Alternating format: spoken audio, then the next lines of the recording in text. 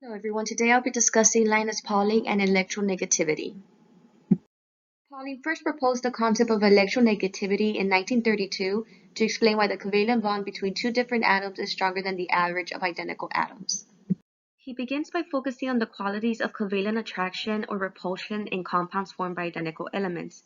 Here represents the wave function of one identical element and the wave function of a different identical element.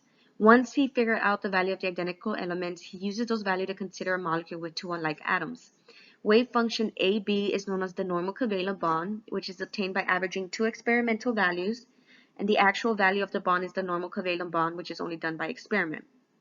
These two variables they're known as the additional ionic character of the bond. He shows the both possible cases of ionic bonding, one where A has lost the electron and one where B has lost the electron.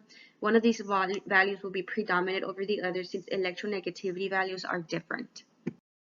In these figures represent the bond energy of identical atoms, hydrogen halides, and halogen halides.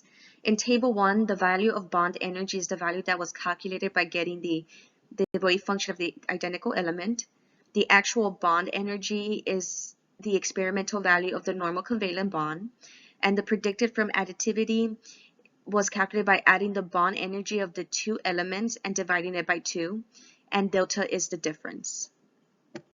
So Pauling, in order to figure out the coordinates of the elements of the electronegativity scale, what he ended up doing, he got the values of the observed bond energy, subtracted the normal covalent bond energy, and got the delta, which is the difference. And from the difference, he got the square root, and that's how he was able to figure out how to coordinate the elements on the periodic table.